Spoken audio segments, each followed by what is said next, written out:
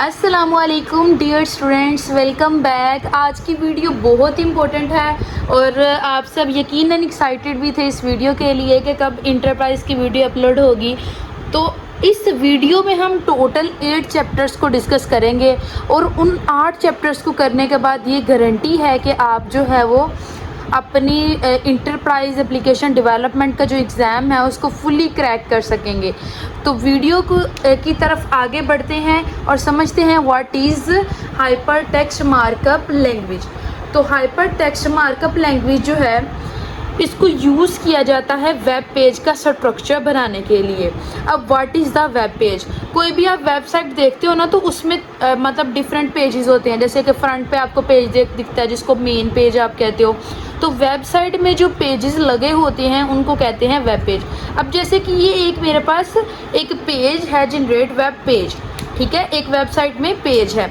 अब इस पेज के अंदर कौन सा डाटा स्टोर होगा, किस तरह से स्टोर होगा, ये काम होता है किसी भी मार्कअप लैंग्वेज का। मार्कअप लैंग्वेज है HTML, जो ब्राउज़र को ये बताती है कि वेब पेज के स्ट्रक्चर को कैसा बनाया जाए, इसमें क्या क्या चीज़ें आएँ, ठीक है। तो बेसिकली इसको समझ लो यूँ कि HTML आपके घर का स्ट्रक्चर है जिसमें आपकी घर की दीवारें, उसके कमरे, उसके दरवाजे वगैरह आते हैं। और CSS आपने जो अपने घर में पेंट किया है ना वो CSS है। और जो उसके अंदर आप लाइट्स वगैरह, फ़ैन और भी जो ऑटोमेशन करते हैं वो सब के सब क्या हैं, जावास्क्रिप्ट है।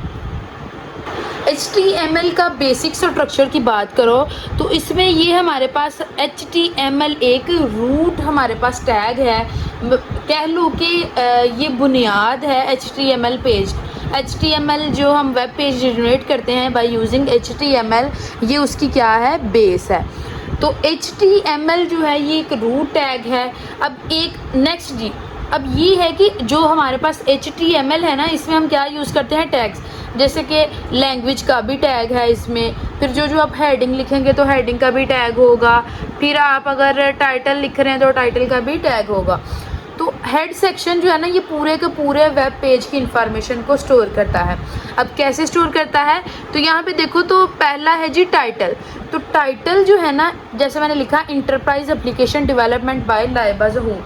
तो जब मैं इस पेज को रन करूँगी तो मेरे ब्राउज़र पे जो शो होगा ऊपर नेम, वो होगा EAD बाय लाइबा ज़हूर। तो ये जो टाइटल है ना ये एक्चुअली ब्राउज़र पे फाइल का टाइटल, आपकी फ़ाइल का टाइटल शो होता है, ठीक है।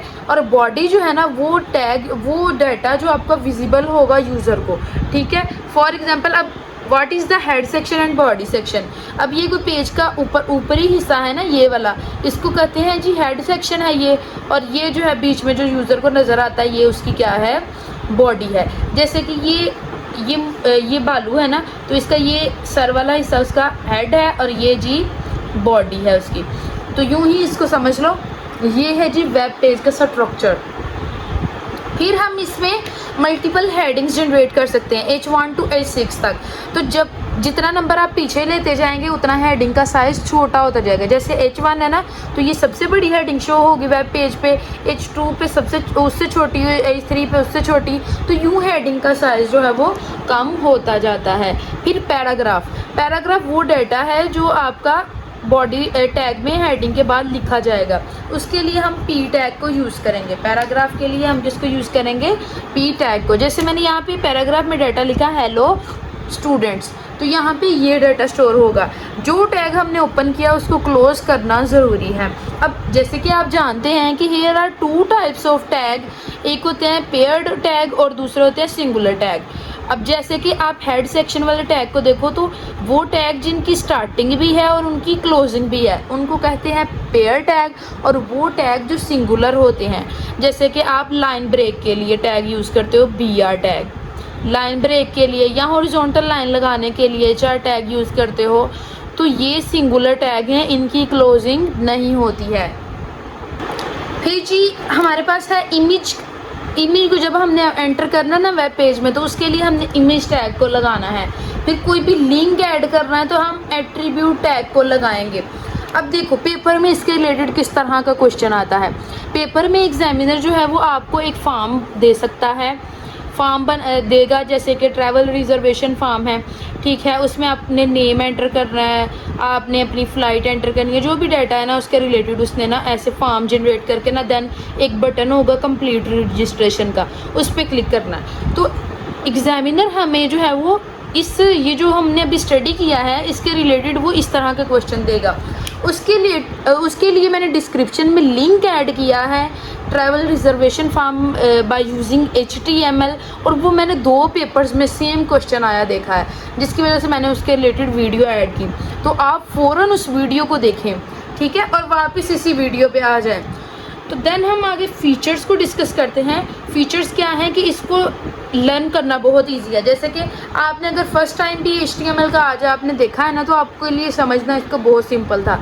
फिर प्लेटफॉर्म इंडिपेंडेंट, अब यहाँ पे समझ लो what is platform independent. Platform होता है कोई ख़ास जगह, फॉर एग्जांपल अगर कोई लैंग्वेज है ना, तो उसकी अगर रिस्ट्रिक्शन होती हैं कि ये सिर्फ जी विंडो पे चल सकती है, ये यहाँ सिर्फ एंड्रॉयड पे चल सकती है, या ये फिर या मैक ओएस में सिर्फ ये चल सकती है। बट ये नहीं रिस्ट्रिक्शन इसमें कोई भी, ये हर एप्लीकेशन पे, हर ऑपरेटिंग सिस्टम पे, हर जो है वो डिवाइस पे चल सकती है। विंडो में भी, मैक ओएस में भी, लिनक्स में भी, एंड्रॉयड में भी, आईफोन, ये सभी में वो जो है वो चल सकती है। इसका मतलब ये किसी एक ऐप या एक प्लेटफॉर्म या एक जो है वो मीडियम के ऊपर डिपेंडेंट नहीं है। टैग बेस्ड लैंग्वेज, चूँकि हमने स्टडी किया यहाँ पे हम टैग यूज़ करते हैं, तो जिस वजह से हम इसका फीचर ऐड करेंगे कि ये एक टैग बेस्ड लैंग्वेज है, सपोर्टेड बाय ऑल ब्राउज़र। तो ये हर ब्राउज़र जो है वो इसको सपोर्ट करता है, हर ब्राउज़र में ही ये रन हो जाती है। इसको हम यूज़ करते हैं CSS और जावास्क्रिप्ट के साथ। As I discussed previously, CSS जो है वो इसको जैसे इसको कह लो रंग बढ़ती है इसमें, और जावास्क्रिप्ट इसको अट्रैक्टिव बनाती है, ठीक है। अब जैसे हमने घर की एग्जांपल ली थी, तो वो घर में जो है वो दीवारें वगैरह क्या है, HTML है, और उसके ऊपर जो पेंट करते हैं वो CSS है, और जो बाद में हम उसकी फर्निशिंग करते हैं वो क्या है, जावास्क्रिप्ट, जो उसको अट्रैक्टिव बनाती है। तो मज़ीद जो है वो HTML के टैग्स को डिस्कस करने से पहले मैं आपके सामने डिस्कस करना चाहूँगी XHTML को। तो ये एब्रीवेशन है एक्सटेंसिबल हाइपरटेक्स्ट मार्कअप लैंग्वेज। तो ये एक स्ट्रिक्ट वर्जन है तो ये HTML का ही वर्जन, बट ये उससे ज़्यादा सख्त है, इसके रूल्स जो हैं वो हार्ड हैं HTML की निस्बत। तो HTML जो था वो बेसिकली हमारे पास एक स्टूडेंट था, और ये एक्सटेंसिबल HTML जो है वो ये हमारे पास एक स्ट्रिक्ट टीचर है। बिल्कुल इसी तरह से देखो, is a stricter HTML based version of HTML that follow well formed syntax rules। well formed syntax rule से क्या मुराद है, जैसे मैंने BR टैग की बात की कि ये लाइन को ब्रेक करने के लिए यूज़ करते हैं हम HTML में, ठीक है। अब जब हम इसको HTML में यूज़ कर रहे थे ना, तब हमें ये इसकी सेल्फ क्लोजिंग की ज़रूरत नहीं थी पड़ रही, बट जब हम इसको XHTML में यूज़ करेंगे तो हमने चाहे ये सिंगल टैग है, बट इसको क्लोजिंग जो है वो सेल्फ क्लोजिंग इसकी लाजमी तौर पे कर रही है इन XHTML। तो ये बेसिकली दोनों में थी, आपके सामने मैंने पेश किया डिफरेंस कि BR टैग हमने इसमें सिंपल लगा लिया, बट इसमें सेल्फ क्लोजिंग करना भी बहुत ज़रूरी है, अदरवाइज़ ये रन नहीं करेगा। अब देखो इसकी रूल्स को समझो। तो क्लोज एवरी टैग, कोई भी टैग है उसको क्लोज करना बहुत ज़रूरी है। जैसे ये हेड टैग है ना, हेड टैग अगर ओपन है तो हेड टैग जो है वो क्लोज भी होना चाहिए। इस तरह अगर बॉडी टैग ओपन है तो बॉडी टैग क्लोज भी होना चाहिए। फिर कोट एनी एट्रीब्यूट वैल्यू, अब जब भी हम एट्रीब्यूट के अंदर कोई भी वैल्यू लिखेंगे ना, for example value is equal to, तो उसको डबल कोटेशन के बीच में लिखेंगे और फिर अपना एट्रीब्यूट टैग को क्लोज कर देंगे।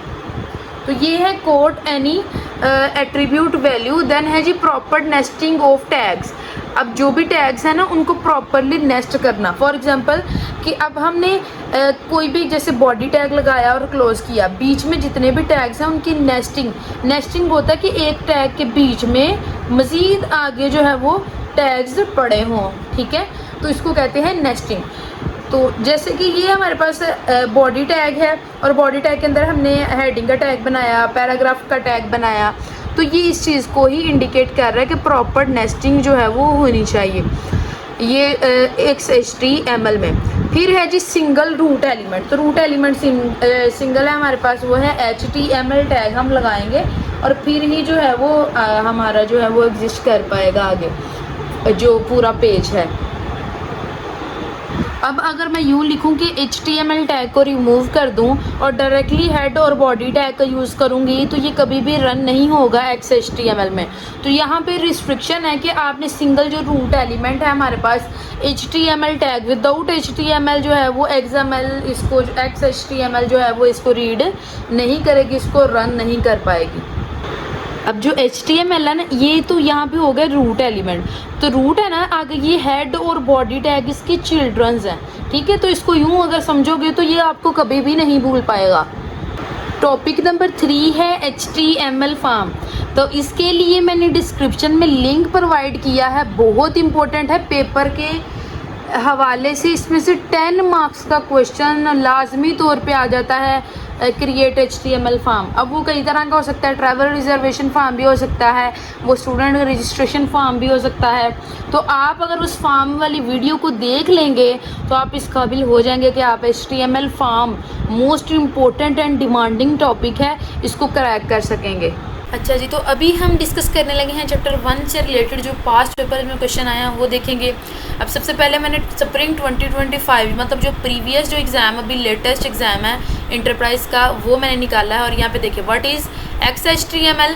और अभी जो आप फॉर्म देख के आए हैं वो देखें, ये फॉर्म जो है वो क्रिएट करने के लिए दिया है और यही सेम फॉर्म हमारे पास स्प्रिंग 2023 में भी आया है। तो ये फॉर्म बहुत इंपॉर्टेंट है, इसको बिल्कुल भी स्किप नहीं करना आपने। और वो जो 5 मिनट की वीडियो है उसको लाजमी तौर पे देख लें।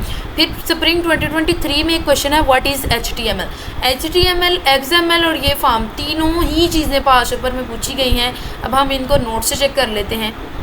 तो जी जो चीज़ें हमने पहले भी डिस्कस की हैं वही हम यहाँ पे करेंगे, बस उसको रीड आउट कर लेते हैं जो हमने समझा है। What is HTML। तो HTML एक हाइपरटेक्स्ट मार्कअप लैंग्वेज है जिसको हम क्रिएट करने के लिए यूज़ करते हैं स्ट्रक्चर्ड वेब पेजेस। अब ये वेब ब्राउज़र जो है इनको डिस्प्ले करता है, टेक्स्ट, इमेजेस, लिंक्स, टेबल्स और जो भी हमने वेब पेज के अंदर मटेरियल डाला होता है उन सबको डिस्प्ले करता है। देन जी एक्सप्लेनेशन इसकी क्या है कि इसमें हम टैग यूज़ करते हैं किसी भी पेज को ऑर्गेनाइज करने के लिए। और HTML में हम पैराग्राफ जनरेट करते हैं, इमेजेस, लिस्ट वगैरह और टेबल वगैरह जो है वो फॉर्म वगैरह बनाते हैं। और HTML किसी भी वेब पेज को उसका स्ट्रक्चर देती है। बट जब हम CSS की बात करते हैं तो इसको हम स्टाइलिंग के लिए यूज़ करते हैं। और जावास्क्रिप्ट इज़ फॉर इंटरेक्टिविटी। की फीचर्स को देखो तो की फीचर्स में है सबसे पहला फीचर है is a standard language for creating web page. It uses tags enclosed in the angle brackets. Angle brackets में टैग क्लोज होते हैं जैसे कि अभी हमने देखा था। फिर it is easy to learn and use. इसको इस्तेमाल करना है और इसको समझना बहुत ईजी है। और ये प्लेटफॉर्म इंडिपेंडेंट है। इट सपोर्ट मल्टीमीडिया जैसे कि इमेजेस, वीडियो, ऑडियो वगैरह को ये सपोर्ट करती है। हम हाइपरलिंक्स को भी जो है वो कनेक्ट कर सकते हैं। हाइपरलिंक जो हम एक पेज को दूसरे पेज के साथ कनेक्ट करते हैं ना, इसको कहते हैं हाइपर लिंक, जिसके लिए हमने एट्रीब्यूट टैग को स्टडी किया था। तो यहाँ पे बेसिक इसका स्ट्रक्चर आपने देख लेना ताकि एग्जाम में आप जो है वो इसको लिखने के काबिल हो सकें। जो हमने स्टडी किया था वही है, सिर्फ आप इसको एक टाइम रीड डाउन कर लें। इसके एडवांटेज क्या है और लिमिटेशंस को देख लेते हैं कि ये इजी है और सिंपल है लर्न करने के लिए। और सब ब्राउज़र जो हैं वो इसको सपोर्ट करते हैं, फ्री है और ओपन स्टैंडर्ड है। Can be combined with CSS JavaScript to build modern websites. फिर HTML जो है वो प्रोवाइड करती है स्ट्रक्चर ऑफ वेब पेज। और ये डायनामिक और इंटरेक्टिव फीचर्स जो हैं इसके अंदर क्रिएट नहीं होते। अब वो हम डायनामिक और इंटरेक्टिव फीचर्स कौन क्रिएट करता है ये हम अपने चैप्टर नंबर 2 में देखने लगे हैं। It requires CSS for styling and JavaScript for advance functionality. तो इसके लिमिटेशन में बस यही चीज़ है कि ये सिर्फ स्ट्रक्चर प्रोवाइड करती है, ये कलर वगैरह और इंटरेक्टिविटी वगैरह ये प्रोवाइड नहीं करती। देन है जी व्हाट इज़ XHTML। तो HTML क्या है? एक्सटेंसिबल मार्कअप लैंग्वेज है और ये स्ट्रिक्ट वेरिएंट है जी। और it combine the flexibility of XML with the functionality of XML to create well structured web pages. XML जो है वो XML बेस्ड वेरिएंट है HTML का। इसका सिंटैक्स जो है वो बहुत स्ट्रिक्ट होता है। सारे टैग्स जो है वो प्रॉपरली ओपन और क्लोज होने चाहिए और टैग्स जो हैं वो रिटर्न होने चाहिए लोअर केस में। अगर कोई भी अपर केस में लिखा है तो वो ये उसको नहीं समझता। और कोटेशन मार्क में एट्रीब्यूट्स हमेशा लिखने होते हैं। तो every HTML document must have single root element जो है HTML। एडवांटेज को देख लो तो ये क्लीन और वेल स्ट्रक्चर्ड प्रोग्राम जनरेट करता है। उसके अलावा इसको मेंटेन करना और डीबग करना, इसमें से एरर निकालना ईजी होता है। कंपैटिबल है XML टूल के साथ और उसकी ऐप्स के साथ। फिर इम्प्रूव ब्राउज़र कंपैटिबिलिटी। डिसएडवांटेज इसके क्या हैं कि इसमें भाई कोडिंग लेक्स फ्लेक्सिबल है, बहुत से ट्रिक टू इसका सिंटैक्स है। उसके साथ जी even smaller syntax error can cause problems. और HTML5 has largely replace XHTML for modern web development.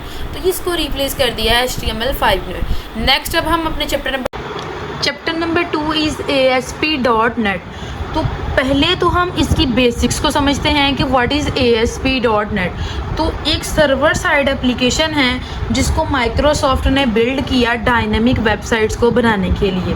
अब इस चीज़ को समझते हैं कि डायनामिक वेबसाइट्स क्या हैं। Web application and web services. जैसे कि आप कोई भी अकाउंट बनाते हो तो उसको लॉगिन करने के लिए, आपने अपना अकाउंट लॉगिन करने के लिए आपके पास यूँ इंटरफेस शो होती है, जैसे कि आपने लॉगिन और ईमेल, पासवर्ड, और फिर जब आप लॉगिन बटन पर प्रेस करते हैं ना तो वो आपसे ये पूछता है अगर तो आपका पासवर्ड इनकरेक्ट हो, अगर आपका पासवर्ड ठीक नहीं है या आपने अपनी ईमेल वगैरह ही ठीक नहीं लगाई तो यहाँ पे आपको जो है वो शो हो जाएगा कि आपने कोई इनकरेक्ट पासवर्ड एंटर किया है या आपने कोई इनकरेक्ट इन्फॉर्मेशन एंटर की है। तो ये काम करता है .NET। तो जो ASP.NET है ना, ये हमारे वेब पेज को क्या बनाता है, स्मार्ट बनाता है। ठीक है, तो ये था बेसिकली ASP.NET का इंट्रोडक्शन। अब फीचर्स इसके देख लेते हैं कि इसको डेवलप किया माइक्रोसॉफ्ट ने, सर्वर साइड टेक्नोलॉजी है ये, और यूज़ C#, ये लैंग्वेज है जिसको हम डिस्कस करेंगे। Support database connectivity. अब सपोर्ट डेटाबेस कनेक्टिविटी क्या है, जब आपने अपना यूज़र नेम फॉर एग्जांपल आपने अली लिखा, ठीक है, और पासवर्ड आपने लगा दिया अली 1 2 3। अब डेटाबेस में ना तो ये अली सेव था ना ही उसका पासवर्ड सेव था। तो डेटाबेस वो जगह है जहाँ पे डाटा आपका सेव हुआ है, तो वो चेक करेगा डेटाबेस में क्या ये यूज़र नेम और ये पासवर्ड इसके अंदर पहले से सेव है या नहीं सेव। तो ये काम है कि ये डेटाबेस को कनेक्ट करता है, provide built in security, generate dynamic web pages. अब अगर तो ये डेटाबेस में उसको डाटा मिल जाता है, अगर ये डाटा एग्जिस्ट करता होगा वाकई में, तो फिर वो आपको डैशबोर्ड आपका शो करवाने लग पड़ेगा। ठीक है, कोई भी आप स्टूडेंट ऐप यूज़ कर रहे हैं, फेसबुक या इंस्टाग्राम, कोई भी आप ऐप यूज़ कर रहे हो तो उसमें आपको डैशबोर्ड दिखाना शुरू कर देगा। अगर आपने अपनी यूज़र नेम और जो है पासवर्ड इनकरेक्ट है, दोनों में से कोई चीज़ इनकरेक्ट ऐड की है तो उसने आपसे बोल देना है कि भैया आपने इन्फॉर्मेशन जो है वो इनकरेक्ट ऐड की है। तो ये है काम ASP.NET का। वेब फॉर्म अभी हमने देखा था कि हमारे पास कोई भी रजिस्ट्रेशन फॉर्म है या कोई लॉगिन फॉर्म है जिसमें हमने अपना यूज़र नेम एंटर किया, फिर पासवर्ड एंटर किया और लॉगिन पे क्लिक किया, तो देन हमें कोई ना कोई इंस्ट्रक्शंस मिली, डेटाबेस से डाटा लोड हुआ। अब वेब फॉर्म के जो बेसिक मेन कंपोनेंट्स हैं उनको देखते हैं। फर्स्ट वन है पेज क्लास। तो पेज क्लास जिस तरह एक स्कूल जो है उसको प्रिंसिपल जो है वो मैनेज करता है ना, इसी तरह एक वेब या एक जो लॉगिन पेज है कोई भी वेबसाइट में या किसी भी ऐप में, उसको मैनेज जो है वो पेज क्लास करता है। अब पेज क्लास क्या करता है, उस पेज को क्रिएट करता है, फिर जब user for example data enter कर देता है ना तो लॉगिन पे क्लिक करता है, तो इसने बटन के एक्शन को भी जो है वो देखना है और इसने उसकी जो यूज़र को क्या इंटरफेस शो हो रही है इसने उस चीज़ को भी देखना है। इसने देखना है पेज क्लास ने, और फिर इसने ब्राउज़र को रिस्पॉन्स भी सेंड करना है। कोई भी मैसेज है ना तो इसने जो है वो ब्राउज़र को वो मैसेज भी सेंड करना है। ये सारा काम है पेज क्लास का। अब हम ना इम्पोर्टेंट और मोस्ट डिमांडिंग जो इसका पार्ट है ना ASP.NET का, उसको देखते हैं, that is ASP.NET page life cycle. तो पेज क्लास हमारे पास क्या है, base class of every ASP.NET web form. It provide functionality required to process a web page. एक वेब पेज को रन होने के लिए जो जो फंक्शनलिटी चाहिए ना वो सब इसको पेज क्लास जो है वो देती है। अब पेज लाइफ साइकिल को हम डिस्कस करने लगे हैं, बहुत ही सिंपल और इम्पोर्टेंट। ठीक है, तो सबसे पहला काम हम क्या करते हैं, हम जाके ब्राउज़र ओपन करते हैं, ब्राउज़र पे कुछ भी सर्च करते हैं, जैसे कि कोई भी वेबसाइट जैसे www.college. एजुकेशन, ये था आपकी वेबसाइट। अब आपने इसके कौन सी फ़ोल्डर को एक्सेस करना है, कौन से सेक्शन को, लॉगिन वाले को। जब आप गूगल पे ब्राउज़र पे ये सर्च करते हो तो वो आपके सामने जो है वो पेज को की लोडिंग को स्टार्ट कर देता है। अब ये जो है ना, ये जो आप सर्चिंग के लिए ये जो वेबसाइट का आप पेज जो है वो लोड करवाने के लिए आप रिक्वेस्ट भेजते हो, इसको कहते हैं पेज रिक्वेस्ट। अब क्या हुआ कि अब ये जो रिक्वेस्ट है ना, ये चली गई ASP.NET के पास। उसने ये देखा कि क्या इसने मुझे पहली दफ़ा रिक्वेस्ट की है या पहले भी ये अक्सर आता है। आपने ये देखा होगा कि जब भी आप वेबसाइट, जैसे आप मोस्टली यूज़ करते हो किसी भी वेबसाइट को, तो उसके ऊपर आपको शो हो रहा होता है कि यू चेकड इट रिसेंटली, मतलब आपने अभी इसको चेक किया है, या आप इसको मोस्टली आप विज़िट करते रहते हो, तो इस तरह से शो होता है। तो ASP.NET जो है ना, ये चेक करेगा कि क्या ये जो यूज़र है या ये जो स्टूडेंट है, ये हमारी वेबसाइट पे पहले भी आता है या फर्स्ट टाइम आ रहा है। इतना करने के बाद ना, अब ये था हमारा पेज रिक्वेस्ट और ये था जी पेज स्टार्ट, उसने स्टार्ट कर दिया। फिर अब इनिशियलाइज़ करना क्या है, इनिशियलाइजेशन में वो सारे के सारे एलिमेंट्स को लोड करना शुरू कर देगा। फॉर एग्जांपल कि ये आपका वेब पेज है, उसके अंदर वो आपको टेक्स्ट बॉक्स जो है वो रिप्रेजेंट करेगा, जहाँ पे यूज़र नेम वगैरह लिखा होगा, और फिर लॉगिन वाला बटन जो है वो शो कर देगा। मतलब जो जो आइकन्स उसके ऊपर लगे हुए हैं ना, जो जो डाटा, जैसे उसके पास ऊपर टेक्स्ट बॉक्स है, लेबल्स हैं, बटन है, वो सारा ना वो रिप्रेजेंट करना शुरू कर देगा। अब लोड क्या है, अब स्टूडेंट ने क्या किया, इसमें अपना नेम वगैरह मेंशन करके अपना पासवर्ड या रोल नंबर वगैरह एंटर करके लॉगिन कर लिया। लॉगिन करने के बाद आपको इंटरफेस एक शो होगी, जैसे कि अनाउंसमेंट वाली, या होम पेज शो हो रहा होगा, जिसमें आपके वॉइस ट्रांसलेटर का मैसेज होगा कि वह वॉइस ट्रांसलेटर ने ये बोला है, उसी कोई कोटेशन होगी, या कौन सा रिज़ल्ट अनाउंस हुआ है, कोई भी इंफॉर्मेशन, कोई भी अपडेट्स वगैरह आपके सामने शो होना स्टार्ट हो जाएंगी।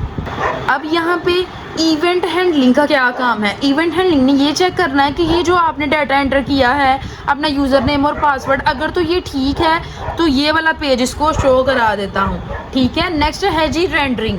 अब ASP ने क्या करना है, इस पेज को उसने जो है, इस पेज को उसने किस में कन्वर्ट कर देना है, HTML में, ठीक है। और ब्राउज़र जो है ना, वो सिर्फ HTML ही समझता है। अब इसने ये सारा जो था ना, ये डॉक्यूमेंट, ठीक है, इसको HTML में कन्वर्ट करके ना वापस ब्राउज़र को ये इंफॉर्मेशन प्रोवाइड कर देनी है। जब ये इन्फॉर्मेशन इसको प्रोवाइड कर देगा ना, तो एट अ टाइम ये जो इसने लॉगिन पेज को लोड किया हुआ है, इसने कोई भी इसका रिसोर्स जो लिया हुआ ना, वो उसको छोड़ देगा, ठीक है। तो इसको कहते हैं अनलोड। तो लोड में हमने उसको रिसोर्स को जो था वो टेक किया था, और अनलोड में हमने उस रिसोर्स को जो है वो छोड़ दिया। अब यहाँ पे ये था जी पेज लाइफ साइकिल। अब ना ये जो हमारा ये जो पेज था लॉगिन पेज, मतलब हर वेब पेज के पीछे जो है वो डेटाबेस है जो उसका डाटा को स्टोर रखती है। अब क्या हुआ कि डायनेमिक यूज़र इंटरफेस क्या है, अब हम वो टॉपिक स्टडी करने लगे हैं। अब यहाँ पे ये जो वेब पेज है ना, यूज़र इस पे जो जो एक्शंस परफॉर्म करेगा ना, ठीक है, ये उसी तरह से ASP.NET उसी तरह से उसको आगे से रिस्पॉन्स देती जाएगी। यूज़र इंटरफेस बेसिकली क्या है, वो स्क्रीन जो यूज़र को शो हो रही होती है एट अ टाइम, जैसे कि ये लॉगिन स्क्रीन है, ये अनाउंसमेंट स्क्रीन है, तो वो स्क्रीन जो यूज़र को एट अ टाइम शो हो रही होती है उसको कहते हैं हम जी यूज़र इंटरफेस। अब डायनेमिक का क्या मतलब है, एक होता है स्टैटिक और दूसरा होता है डायनेमिक। स्टैटिक वो होता है जो चेंज नहीं होता है, ठीक है। डायनेमिक वो होता है जो चेंज हो जाता है। फॉर एग्जांपल कि अगर आपने यहाँ पे यूज़र को लॉगिन वाला पेज शो हो रहा था ना, ठीक है, यूज़र ने अपना डाटा एंटर किया, उसने लॉगिन पे प्रेस किया, उसका अकाउंट लॉगिन हो गया। अकाउंट लॉगिन होने के बाद उसको ये वाली इंटरफेस शो होना शुरू हो गई।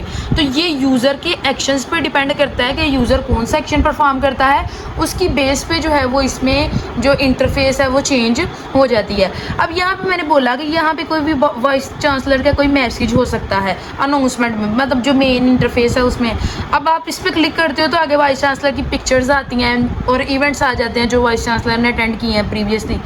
और फिर आप यहाँ पे क्लिक करते हो तो आपकी प्रोफाइल का ऑप्शन है, प्रोफाइल पे क्लिक करते हो तो आपको अपनी सारी फीस स्ट्रक्चर, आपका डिपार्टमेंट, आपने कब ज्वाइन किया, आपकी डिग्री कब कंप्लीट होगी, आपके रिजल्ट्स वगैरह वो सारे शो होना शुरू हो जाते हैं, ठीक है, या फिर आप अपने कोई भी और ऑप्शन सेलेक्ट करते हैं। तो कहने का मकसद ये है कि आप जिस भी एक्शन को चूज़ करोगे या कोई जो सी इंटरफेस पर क्लिक करोगे, आपको उससे रेलिवेंट आगे जो है वो शेयर होना शुरू हो जाएगा। तो ये बेसिकली डिपेंड करता है कि यूज़र ने क्या चीज़ चाहता है। तो ये जो है बेसिकली डायनेमिक यूज़र इंटरफेस जो है ना, ये वो इंटरफेस है जो यूज़र की इंटरेक्शन की बेस पे चेंज होती है। अब हमने नेक्स्ट जो चैप्टर नंबर 2 का नेक्स्ट टॉपिक है ट्रांसफ़र, इसको देखते हैं। जैसे कि हमने क्या किया, ब्राउज़र पे जो थी वो सर्च आउट किया था कि कॉलेज हमारी एक वेबसाइट थी, उस पे हमने लॉगिन वाले सेक्शन पे जाना था। ठीक है, अब यहाँ पे ये जो रिक्वेस्ट है ना, ये तो हमने जो है वो ब्राउज़र को कर दी। अब ब्राउज़र ने हमें ये वाला पेज शो करा दिया। चूँकि हमने वेबसाइट ओपन कर ली, अब बात है वेबसाइट का सर्वर और ब्राउज़र के दरमियान। अब ब्राउज़र है एक तरफ, ठीक है, जिसने वेबसाइट से बोला, वेबसाइट सर्वर से कि भाई ये लॉगिन वाला पेज खोल दो हमें। अब सर्वर ने आपका ये वाला पेज ओपन कर दिया। अब जब आपने अली और मतलब आपने अपना नेम और आपने अपना पासवर्ड वगैरह करेक्टली ऐड कर लिया, तो सर्वर ने आपको मूव कर दिया नेक्स्ट जो आपका डैशबोर्ड था उस पर। अब ये जो सर्वर ने आपको यहाँ से यहाँ पे मूव कराया, इसमें ब्राउज़र को बताने की बिल्कुल भी ज़रूरत नहीं थी कि मुझे जो है ना, मैंने इसको ये जो डाटा तुमने प्रोवाइड किया था मैंने इसको नेक्स्ट प्रमोट कर दिया। ऐसा नहीं होता, सर्वर उसको खुद ब खुद आगे जो है वो नेक्स्ट भेज देता है with the help of transfer method. तो सर्वर के पास सर्वर डॉट ट्रांसफ़र मेथड होता है, जिसके ज़रिए जो है वो डाटा को वेबसाइट में जब वो डाटा करेक्टली यूज़ करता है, एंटर करता है, तो उसको ऑटोमेटिकली उसके नेक्स्ट इंटरफेस प्रोवाइड कर देता है। उसमें उसको ये ब्राउज़र को बताने की ज़रूरत नहीं पड़ती, ये डाटा जो है वो ब्राउज़र को सेंड करने की ज़रूरत नहीं पड़ती। इसको आप यूं भी समझ लो कि आप अपने ना कॉलेज या यूनिवर्सिटी में गए हो, रूम नंबर 101 में ना आपने जो है वो अपना फॉर्म सबमिट कराना था। ठीक है, आप अपनी फ़ाइल को ले गए 101 में। अब बीच में क्या हुआ, कोई भी आपने सिग्नेचर वगैरह, या फ़र्ज़ करो कि वो जो फ़ाइल थी ना, वो नेक्स्ट जो था एक ऑफिसर ने चेक करनी थी, वो रूम नंबर 102 में बैठा हुआ था। अब क्या हुआ कि 101 में आपने जिस अटेंडेंट को जो आपने फ़ाइल वो दी ना, उसके पास था एक असिस्टेंट, ठीक है, जिसका नाम था ट्रांसफ़र। ठीक है, वो जो ट्रांसफ़र उसके पास असिस्टेंट था ना, 101 से फ़ाइल 102 में ले गया, बट आप 101 में ही बैठे हुए हो। कहने का मकसद ये है कि आपको ब्राउज़र पे सिर्फ़ और सिर्फ यही शो होगा, बट वो आपको ये नहीं शो करेगा कि लॉगिन के बाद आप डैशबोर्ड पे चले गए। नहीं, वो ब्राउज़र पे आपको लॉगिन का ही शो करेगा, बिल्कुल एग्जैक्टली कि आप रूम नंबर 101 में बैठे हो। अब ये चीज़ ब्राउज़र को नहीं पता कि आपकी फ़ाइल जो है या आप उधर ही बैठे हुए हो, आपका डाटा नेक्स्ट मूव कर गया। ठीक है, तो ये था बेसिक कॉन्सेप्ट ट्रांसफ़र का, जो हमने बहुत ही अच्छे तरीके से समझ लिया। और लास्ट वन टॉपिक है इवेंट हैंडलर का। इवेंट हैंडलर को समझते हैं, बहुत ही सिंपल है। इवेंट कहते हैं किसी भी टास्क को, हैंडलर मतलब जो इसको हैंडल करेगा। तो इवेंट हैंडलर कोई भी स्पेसिफिक टास्क को हैंडल करने के लिए हम इवेंट हैंडलर को यूज़ करते हैं। इसको समझो बेसिकली कि आप अपनी वेबसाइट पे गए, वहाँ पे आपने सर्च किया कि डाउनलोड रिज़ल्ट, तो उसने आपको ना एक PDF प्रोवाइड कर दी जिसके ऊपर लिखा हुआ था डाउनलोड रिज़ल्ट डॉट PDF। अब आप उस पर क्लिक करोगे तो वो क्या हो जाएगी, डाउनलोड हो जाएगी। यहाँ पे आपको रिज़ल्ट डाउनलोड करने के अलावा किसी और इंटरफेस की ज़रूरत नहीं थी, आपको किसी और प्रोग्राम की ज़रूरत नहीं थी, आपको कोई और चीज़ नहीं थी चाहिए। इसी तरह जब आप किसी भी यूनिवर्सिटी का प्रॉस्पेक्टस जो है वो डाउनलोड करना चाहते हैं, तो आपने सर्च किया the download the prospectus of university of the Punjab, तो आपके सामने एक PDF फाइल आएगी। ठीक है, उस पर आप क्लिक करोगे तो वो डाउनलोड होना स्टार्ट हो जाएगी। तो ध्यान से समझो कि जब हमने कोई भी रिक्वेस्ट भेजी सर्वर को, तो हर मरतबा जो रिक्वेस्ट जाती है ना, ये HTTP रिक्वेस्ट होती है, जिसको हाइपर टेक्स्ट ट्रांसफ़र प्रोटोकॉल जो है वो लेके जाता है। कोई भी आपने लॉगिन पेज को ओपन करना है, कोई डाउनलोड करनी है PDF, कोई इमेज देखनी है, कोई और काम आपने करना है, जैसे कोई फॉर्म सबमिट करवाना है, तो ये हमारे पास सिंगल HTTP रिक्वेस्ट बन के जाती हैं। अब चूँकि रिक्वेस्ट एक जाती है, तो उसको इवेंट हैंडलर जो है वो क्या करता है, उस रिक्वेस्ट पे को हैंडल करता है और देन हमें आउटपुट देता है। अगर आपने लॉगिन पेज को ओपन करना है तो ये लॉगिन करेगा, फिर अगर आपने डाउनलोड करना है रिज़ल्ट को तो ये आपको डाउनलोड करवाएगा, डाउनलोड रिज़ल्ट .pdf। तो इवेंट हैंडलर को यूज़ हम इसलिए करते हैं कि हमें ज़्यादा मज़ीद इन्फॉर्मेशन नहीं चाहिए, हम बस स्पेसिफिक डाटा चाहिए। मिसाल के तौर पे अगर आपने एडमिशन कार्ड पे अगर आपने जो है वो डाउनलोड करना है तो आपको ना तो बटन चाहिए, ना आपको बटन चाहिए, ना आपको लेबल्स चाहिए, ना आपको टेक्स्ट बॉक्स चाहिए। आपको सिर्फ और सिर्फ एक पीडीएफ फाइल चाहिए जिसको आप रीड डाउन कर लो इजीली और उसके बारे में इंफॉर्मेशन आपको मिल जाए। तो बेसिकली यही वो काम है जो HTTP जो हैंडलर है या जो इवेंट हैंडलर है वो करता है। और हमने जो है वो चैप्टर नंबर 2 के कॉन्सेप्ट को यहाँ पे डन किया है। अब हम इसको पास्ट पेपर से चेक करते हैं। What is dynamic user interface. और 2023 में देखिए what is transfer method and what are HTTP handlers और व्हाट इज़ पेज क्लास। तो यहाँ पे देखिए 15 और 5 20 और 5 25 नंबर का पेपर इस चैप्टर से बना हुआ है। तो बिल्कुल इसको करना बहुत ज़रूरी है। अब हम इसको नोट्स से चेक कर लेते हैं। अच्छा जी, तो what is transfer method in .NET। तो उसमें ये देखिए कि हमने सर्वर ट्रांसफ़र मेथड की डेफिनेशन को पहले मेंशन करना है। Use to transfer execution from one ASP.NET page to another on the server without sending a new request to the browser. ठीक है, एक्सप्लेनेशन इसकी आप रीड कर लें कि ये क्या करता है। एक पेज का कंट्रोल जो है वो दूसरे पेज को सेंड करता है, ट्रांसफ़र करता है। Transfer happen on the server, browser does not know that another page is being executed. उस पर सिर्फ वही लॉगिन वाला ये ऑप्शन शो हो रहा होता है, उसको नहीं पता होता कि उसने आगे रिज़ल्ट वाला सेक्शन ओपन कर लिया या ये वो इस तरह से आगे उसको कुछ भी नहीं पता हो। URL in the browser remain the same, it faster than response direct because it avoid extra client request. तो इसमें ज़्यादा रिक्वेस्ट नहीं होती क्लाइंट की, तो जिस वजह से ये जो है वो फास्टर है। What are HTTP handlers. तो इसकी डेफिनेशन को देखें। HTTP handlers are the components in ASP.NET that process specific HTTP request and generate response directly. They handle request for specific resources और file type. They are more efficient than the web form for simple task. तो ये web form से ज़्यादा efficient है और इसको हमने detail से स्टडी अभी किया है। बस अभी हम नोट्स से जो है वो थोड़ा बहुत रीडिंग कर लेते हैं, बस आप तक डाटा ही पहुंचाने का काम करते हैं। यूज़ इमेज जनरेशन में फ़ाइल को डाउनलोड करने में, कोई PDF कोई कैप्चा कोड जो है वो जनरेशन में, और कस्टम HTTP रिक्वेस्ट की प्रोसेसिंग में। फिर एडवांटेज इसके क्या है कि इसकी परफॉर्मेंस हाई है, ये फास्टर प्रोसेसिंग है इसकी, suitable for handling specific task. Next है जी what is page class.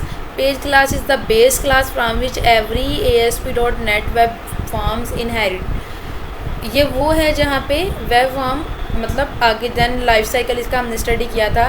Represent the web page it manage page life cycle, it process user request, फिर उसको हैंडल करता है और देन जनरेट करता है HTML कोड और फिर उसको ब्राउज़र को सेंड कर देता है।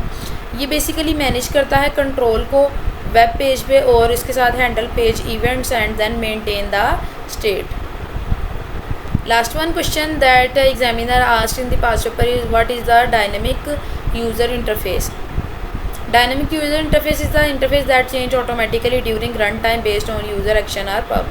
तो जैसे कि अभी हमने स्टडी किया था कि यूज़र एक्शन की बेस पे जो है वो ये चेंज हो जाती है। शो या हाइड करती है किसी भी कंट्रोल को और चेंज करती है टेक्स्ट या इमेजेस को, ऐड या रिमूव कर सकती है और अपडेट कर सकती है content according to user input. ये एडिशनल फील्ड्स को शो करता है जैसे कि for example student is selected, फिर यूज़र का नेम शो करना आफ्टर लॉगिन, फिर submit button, hiding the sub until all the required field are completed. इसका क्या मतलब है कि फॉर एग्जांपल आपके पास 2-3 पेजेस है ना, ठीक है, आप मिसाल के तौर पे आप अपनी प्रोफाइल वाला एक जो है वो कर रहे हैं, इसमें आपने अपनी बेसिक्स इन्फॉर्मेशन लिखी है, आपका नाम, आपका फादर नेम, आपका ID कार्ड नंबर। फिर ये पेज जो था ना ये एजुकेशन की बेस पे था कि आपने कितनी स्टडीज़ की हैं, तो आप इस पेज पे आए तो फिर यहाँ पे आपको कोई लॉगिन का जो सबमिट बटन था, कोई यहाँ सबमिट बटन आपको शो नहीं हुआ। जब आप पूरी प्रोसेसिंग कंप्लीट कर लेते हैं देन एंड पे आपको जो है वो सबमिट बटन जो है वो शो होगा। It improve user experience, make application interactive, और ये सिर्फ रेलिवेंट इन्फॉर्मेशन को शो करता है। तो यहाँ पे जी हमारा चैप्टर नंबर 2 भी कंप्लीट हो गया है। अभी जो है वो हम डिस्कस करने जा रहे हैं chapter number 3 that is state management. बहुत इंपॉर्टेंट चैप्टर है। और अब समझते हैं what is state management. For example कि आपने अपनी यूनिवर्सिटी की एक वेबसाइट खोली जहां पे आपको ऑप्शन आया कि साइन इन करें आप, ठीक है, या लॉग इन करें आप, ठीक है, आपने डाटा जो है ना वो एंटर करें। तो आपने अपना नेम एंटर कर दिया और आपने अपना रोल नंबर एंटर कर दिए, जो पासवर्ड था वो आपका एंटर हो गया। फिर आप लॉगिन पे क्लिक कर देंगे तो आपको सामने एक डैशबोर्ड शो होगा जहाँ पे एक साइड पे ये होम स्क्रीन होगी जहाँ पे आपकी आइकन शो हो रहा होगा प्रोफाइल का, फिर आपका रिजल्ट होगा, ठीक है, और फिर आपके अटेंडेंस शीट का एक सेक्शन बना होगा। अब ये जो है ना, जब आप अपना डाटा इसमें इनपुट करते हैं और वो आपको दूसरी स्क्रीन पे ले जाता है, जैसे हमने प्रीवियस चैप्टर में पढ़ा कि जो ट्रांसफ़र है कि ओवरऑल आपके ब्राउज़र पे तो यही चल रहा है ना, आपके ब्राउज़र पे चल रहा है। फॉर एग्जांपल स्टूडेंट यूनिवर्सिटी है ना, university.com ये वेबसाइट का नेम हो गया। फिर आपने कौन से सेक्शन पे गए, लॉगिन पे, आपने लॉगिन कर लिया, देन आपको डैशबोर्ड शो होना स्टार्ट हो गया। बट यहाँ पे जो है वो आपका ऊपर ब्राउज़र पे आपका जो एड्रेस है वो यही शो हो रहा होगा, ठीक है। तो यहाँ पे अब बेसिकली बात यह है कि what is the state management. अब जब ये आपने लॉगिन कर लिया ना तो आपके पास डैशबोर्ड आ गया, आपका अकाउंट आ गया, आपका जो रिजल्ट वगैरह वो शो होना शुरू हो गया, आपकी अटेंडेंस वगैरह जो है वो शो होना शुरू हो गई कि इस ईयर में आपकी अटेंडेंस कितने % है, एब्सेंटीज कितनी है, प्रेजेंट कितनी है। अब नेक्स्ट टाइम जब आप अपनी यूनिवर्सिटी के पोर्टल पे जाएंगे ना तो आपको दोबारा से लॉगिन करने की, अपना डाटा एंटर करने की जरूरत नहीं है। क्यों? क्योंकि उसके पास पहले से ही पता है कि ये स्टूडेंट ने अपना डाटा पहले से ही ऐड किया हुआ है और इसको डायरेक्टली हमने ये वाली इंटरफेस शो करानी है, मतलब उसका डैशबोर्ड, उसका रिजल्ट और अटेंडेंस पार्ट। तो इसको यूज स्टेट मैनेजमेंट को यूज करते हुए हमें बार बार ब्राउजर या वेब पेजेस को ये रिक्वेस्ट नहीं करनी पड़ती कि मुझे ये चीज़ ओपन करके दो। वो आपकी इंफॉर्मेशन को याद रखती है और इस इंफॉर्मेशन को याद रखते हुए वो जो है वो आपको जो है वो डिस्प्ले करती है लेआउट। इसकी एक और एग्जांपल ले लो, जैसे कि कोई शॉपिंग ब्रांड है, आपने उसको ऑन किया हुआ था, ठीक है, आपको कोई 1-2 शूज़ पसंद आया, आपने उनको कार्ट में डाल दिया, शॉपिंग कार्ट में। आप फिर 15 दिन के बाद भी उसी वेबसाइट पे जाते हैं ना तो आपको उस कार्ट में वही शूज़, आपको वो जो 2-3 शूज़ आपने ऐड किए होते हैं वही उसी कार्ट में शो हो रहे होते हैं।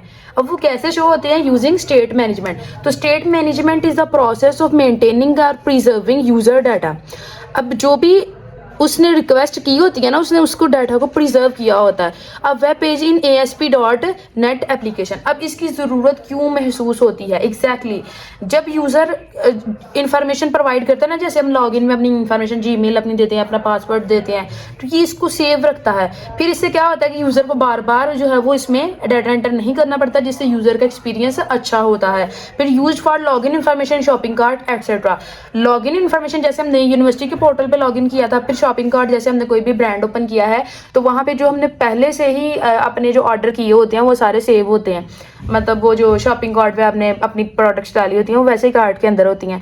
तो इसमें हम स्टेट मैनेजमेंट को यूज़ करते हैं। बहुत इंपॉर्टेंट है ये चैप्टर, और नो डाउट कि इस जो वीडियो में जो भी मैं डिस्कस करूँगी वो बहुत इंपॉर्टेंट है। सबसे पहला है क्लाइंट साइड और दूसरी है टाइप इसकी सर्वर साइड। अब क्लाइंट साइड जो है ना, क्लाइंट साइड जो स्टेट मैनेजमेंट है, इसमें क्या होता है कि जो डाटा है ना वो ब्राउज़र में स्टोर होता है। फॉर एग्जांपल कि आप ना अपनी यूनिवर्सिटी की वेबसाइट पे जाते हैं, पोर्टल पे जाते हैं, वहाँ पे ना थीम का ऑप्शन होता है कि आपने थीम कौन सा रखना है, या आपने डार्क रखना है या आपने लाइट रखना है। आप ना उसको डार्क फिक्स कर देते हो। उससे क्या होता है कि जब भी आप वेबसाइट ओपन करते हो ना तो आपको ब्लैक थीम जो है वो शो होता है, मतलब जो स्क्रीन होती है वो सारी ब्लैक होती है और उसके ऊपर वाइट डाटा शो हो रहा होता है।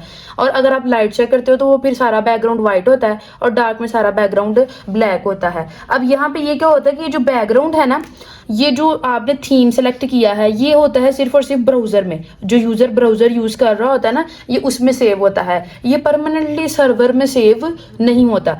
चूंकि ये ब्राउजर में डाटा जो है वो स्टोर होता है क्लाइंट साइड में, तो ये इतना सिक्योर नहीं होता। उसके बरअक्स अगर सर्वर साइड को देखो तो जब आप सर्वर साइड पर की बात करते हो तो स्टूडेंट जैसे अपनी इंफॉर्मेशन ऐड करता है, अपना नेम ऐड करता है, अपना पासवर्ड, और फिर लॉग इन कर लेता है। अब ये जो यूजर नेम, ID या पासवर्ड वगैरह ये सारा का सारा जाता है सर्वर के पास। सर्वर क्या कर लेता है, यूजर की इंफॉर्मेशन को सेव कर लेता है।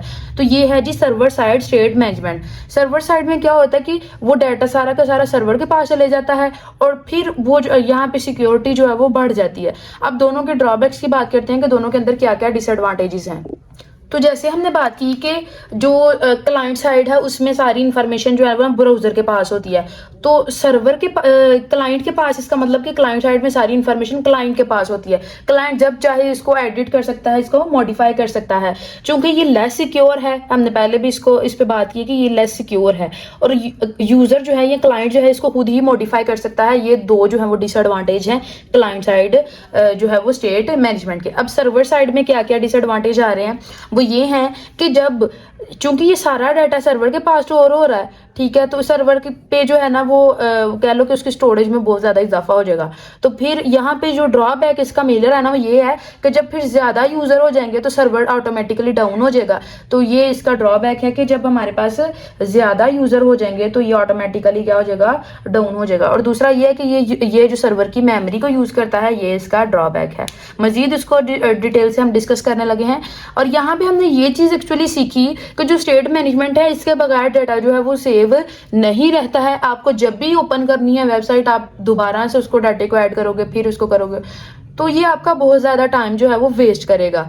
तो इसकी ज़रूरत को भी हमने देख लिया। स्टेट मैनेजमेंट की डेफिनेशन, उसकी इंपॉर्टेंस, यहाँ उसकी जो है कह लो ज़रूरत जो है, वाई इज़ इट नीडेड। तो उसके बाद हमने उसकी टाइप्स को भी स्टडी कर लिया है। अब टाइप्स को चूंकि ये इतनी ज़्यादा इंपॉर्टेंट नहीं है, जो मेन टॉपिक्स इसमें से आते हैं अब हम उनकी तरफ चलते हैं। अच्छा जी, तो अभी हम स्टडी करने लगे हैं व्यू स्टेट को। तो व्यू स्टेट भी जो है एक क्लाइंट साइड स्टेट मैनेजमेंट है, जहाँ पे सिर्फ और सिर्फ स्पेसिफिकली क्लाइंट के लिए ये जो है वो क्लाइंट में जो है वो उसके ब्राउज़र में जो है वो डाटा सेव होता है। क्लाइंट खुद ही इसमें चेंजेस कर देता है जो ऑटोमेटिकली शिफ्ट हो जाती हैं। अब इसको समझते हैं कि जैसे कि यहाँ पे ये मुझे इंटरफेस शो हो रही है लाइबा। अब यहाँ पे जब मैं क्लिक करूँगी ना तो मैं चले जाऊँगी एक मेन्यू सेक्शन पे, जहाँ पे लिखा होगा कि आपकी फ़ी ये है, आपने तब ज्वाइन किया था, आपका मज़ीद डाटा जो है ना वो यहाँ पे आपको शो हो जाएगा। तो ये है कि आप एक सिंगल क्लिक करेंगे और फिर आपको इंफॉर्मेशन जो है वो आपकी दोबारा से लोड होगी। इसको कहते हैं पोस्ट बैक। इसको क्या कहते हैं, पोस्ट बैक। तो जो हमारे पास व्यू स्टेट है ना, ये भी एक टेक्निक है जो सिर्फ सेम पेज को कंट्रोल करती है। जैसे हमने एक पेज को देखा ना, तो ये एक पेज को कंट्रोल करती है। जैसे हमने ये लाइबा पे क्लिक किया तो आपको मज़ीद इन्फॉर्मेशन मिल गई कि जो है फ़ी वगैरह की। तो पेज जो है ना ये दोबारा से लोड होता है, जिसको हम क्या कहते हैं, post back is a client side state management that preserve the value of page control across post back. तो इसके एडवांटेज हम देखते हैं कि इसके बेसिकली एडवांटेज क्या है कि इसको इस्तेमाल करना बहुत आसान है। और ये जो भी हमने कंट्रोल इसके अंदर रखा होता है ना, जैसे हमने क्लाइंट साइड में देखा कि अगर हमने थीम डार्क रख दिया है, थीम लाइट रख दी है, तो ये उसको सेव करेगा। बट ये है कि सिर्फ ये एक पेज पे ही, ओनली वन पेज पे जो है ये वर्क करता है। इसको हम एक पेज से दूसरे पेज पे जो है वो शेयर नहीं कर सकते उस कंट्रोल को। ये इसका ड्रॉबैक है कि हम इसको एक पेज से दूसरे पेज में जो है वो नहीं कर सकते शेयर। और ये ऑटोमेटिकली इनेबल हो जाता है। जैसे हमने डार्क थीम कर दिया ना तो वो ऑटोमेटिकली ये देख लेगा। ये था जी व्यू स्टेट। हमने क्लाइंट साइड के रिलेटेड जो है वो एक स्टेट को देखा जो है व्यू स्टेट। अब हम नेक्स्ट सर्वर साइड को देखते हैं। तो जी जो सेशन स्टेट है ये बेसिकली हमारे पास है सर्वर साइड स्टेट मैनेजमेंट, जिसमें क्या होता है सारी की सारी इंफॉर्मेशन किसके पास होती है, सर्वर के पास स्टोर होती है। जैसे कि जब आप लॉगिन करते हो ना, तो जो भी आपने डाटा एंटर किया ना और जो भी आपने पासवर्ड एंटर किया, ये सारा यूज़र के वो जो सर्वर है उसके पास स्टोर होता है। सर्वर के पास स्टोर होने से हमें ये फ़ायदा मिलता है कि जब भी हम जो है वो अपनी यूनिवर्सिटी की वेबसाइट पे या उसके पोर्टल पे आते हैं तो वहाँ पे हमें बार बार अपना जो है वो अकाउंट लॉगिन नहीं करना पड़ता, वो इसको स्टोर करता है। तो ये बहुत ही जो है वो बेनिफिशियल है। ये है जी session state is a state management technique used to store user specific data during user visit to a website। तो जब भी यूज़र उस वेबसाइट को विजिट करेगा तो उसका जो भी डाटा उसने पहले से ही सेव किया होगा, उसको पहले से ही पता चल जाएगा कि ये जो है ना ये जो स्टूडेंट है ये बार बार वेबसाइट पे आता है, तो इसको जो है वो उसको बार बार जो है वो डाटा अपना एंटर करने की ज़रूरत नहीं है। जब उसने एक दफ़ा कर दिया तो उसने उस डाटा को स्टोर करना है, और जब भी वो उस ब्राउज़र पर अपनी वेबसाइट को ओपन करेगा या यूनिवर्सिटी के पोर्टल को ओपन करेगा तो उसको अपना जो है वो डैशबोर्ड डायरेक्टली नजर आएगा without entering into the user name and password. Next जी हम मोस्ट इम्पोर्टेंट इसमें एक कॉन्सेप्ट है कुकीज़ का, उसको लाजमी तौर पे करेंगे, पेपर में जो है वो लाजमी तौर पे पूछा जाता है कि कुकीज़ जो है वो इसके बारे में बताएं। तो कुकीज़ को समझते हैं। तो कुकीज़ जो है ना ये ब्राउज़र में स्टोर होती हैं, ठीक है। ब्राउज़र में स्टोर होने का मतलब ये क्लाइंट साइड पे वर्क करती हैं। अब मिसाल के तौर पे आप ना कोई भी अपना अकाउंट है ना, जैसे आपने यहाँ पे यूनिवर्सिटी के पोर्टल पे जब भी आपने डाटा मेंशन किया है, तो जब आप यूज़र नेम और पासवर्ड लिखते हैं ना, तो आपको स्क्रीन पे मैसेज आता है कि क्या आप ऑटो फिल करना चाहेंगे दूसरी दफ़ा, do you want to remember your password, ठीक है। तो अगर आप यहाँ पे येस कर देते हैं, अगर आप वहाँ पे येस कर देते हैं कि हाँ मेरा तुम पासवर्ड ऑटोमेटिकली एंटर करने के लिए रिमेंबर कर लो, या तुम मेरा पासवर्ड सेव रख लो, ठीक है।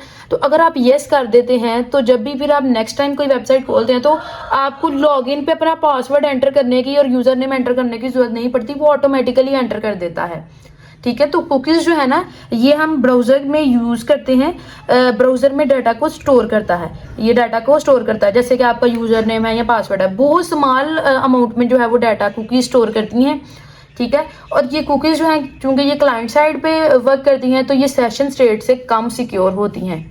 ये बेसिकली प्रेफरेंस पे मैटर करती हैं। अगर आपने इसको प्रेफर किया है तो ठीक है, अदरवाइज ये जो है वो आपका काम नहीं करती। अगर आपने इसको बोला है कि मेरा पासवर्ड सेव रखो, या ऑटोमेटिकली मुझे यहाँ पे एक बॉक्स आता है वहाँ पे आपने क्लिक करना होता है कि हाँ मेरा पासवर्ड तुम सेव रखो, तो फिर वो वर्क करता है, अदरवाइज वो आपको नहीं बताता। इसी तरह जब आपने प्रेफर किया होता है कि हाँ भाई मेरी जो है ना ये लैंग्वेज होनी चाहिए और ये डार्क मोड में होना चाहिए, या मेरी आइटम्स कार्ट में जो है वो कितनी रह गई हैं, ये सारा जो है ना छोटी अमाउंट में डाटा ये कुकी स्टोर करती हैं।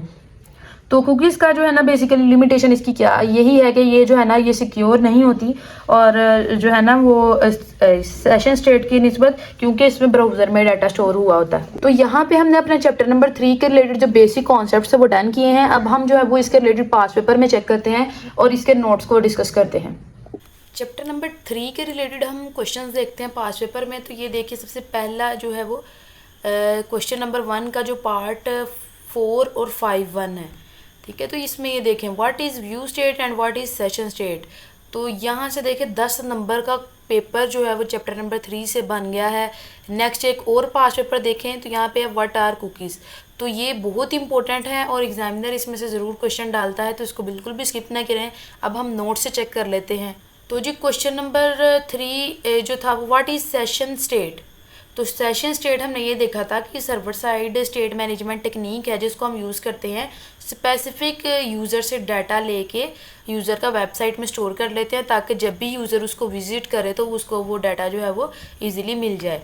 तो उसमें हमने जो थी फीचर्स इसके देखे थे कि store data on the server more secure than cookies, और data is available across multiple pages, और data is deleted when the session end. तो जब ये सेशन एंड होगा तब वो डाटा डिलीट होता है।